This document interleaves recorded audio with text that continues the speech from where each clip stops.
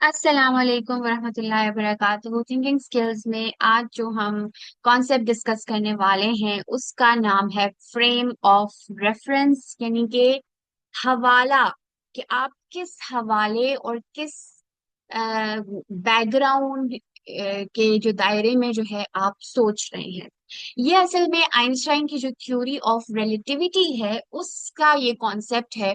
और ये असल में फिजिक्स का कॉन्सेप्ट है, लेकिन हम इसको अप्लाई करेंगे डिसीजन मेकिंग में और हम इसको थिंकिंग के प्रोसेस में जो है अप्लाई करेंगे। अब इस कॉन्सेप्ट को इजीली समझने के लिए हम एक एग्जाम्पल लेते हैं जिसमें एक ट्रेन है जो कि चल रही है। और उसके अंदर जब आप बैठे होते हैं तो आपको ट्रेन के अंदर जो मौजूद जितनी चीजें हैं वो आप भी आपको अपनी तरह साकित नजर आती हैं, यानी कि एट रेस्ट नजर आती हैं, क्योंकि आप ट्रेन के अंदर बैठे हुए हैं। तो आपका जो पॉइंट ऑफ रेफरेंस है या आपका जो हवाले का दायरा है वो ट्रेन के अंदर है, तो आपको चीजें साकित नजर आ रही हैं जो ट्रेन के अंदर हैं।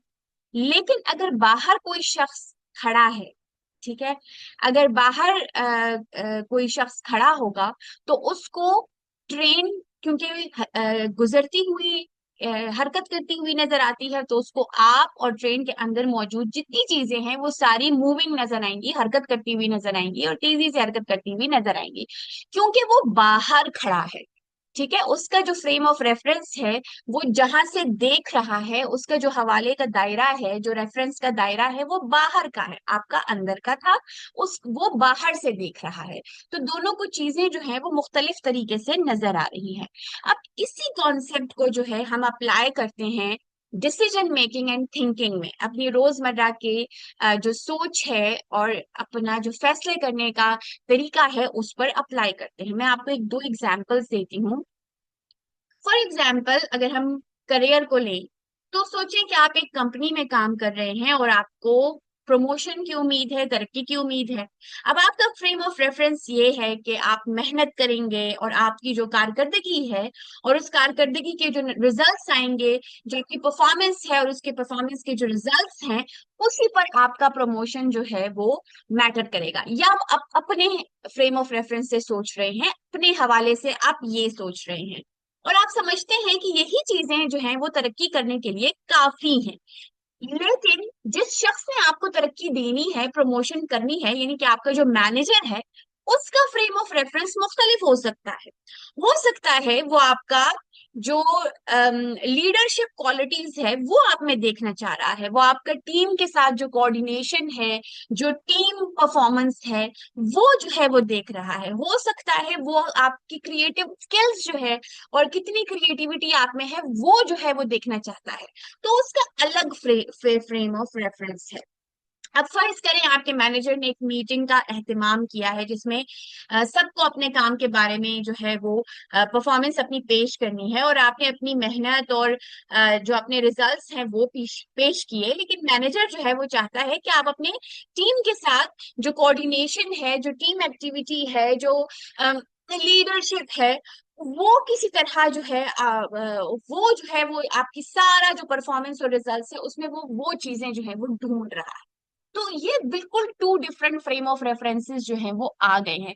तो अब अगर आप सिर्फ अपने हवाले से मेहनत करेंगे और सोचेंगे तो आपका रिजल्ट बिल्कुल डिफरेंट आएगा। लेकिन अगर आप अपने अपने माइंड में सिर्फ अपने हवाले से भी सोच रहे हैं और साथ में मैनेजर जो चीजें लुक आउट कर रहा है आपके अंदर, आप उन दोनों को लेंगे और दोनों को ही मद्देनजर रख के मैनेजर के सामने अपनी परफॉर्मेंस पेश करेंगे। आप उसको अपना मेहनत भी दिखा रहे हैं, रिजल्ट्स भी दिखा रहे हैं, साथ में आप उसको अपना टीम वर्क भी दिखा रहे हैं, आप अपनी लीडरशिप भी उसको दिखा रहे हैं, आप अपनी क्रिएटिविटी भी दिखा रहे हैं, तो जाहिर बात है वो एक ज्यादा कामयाब स्ट्रैटेजी है और आपके प्रमोशन के चांसेस ज्यादा हैं।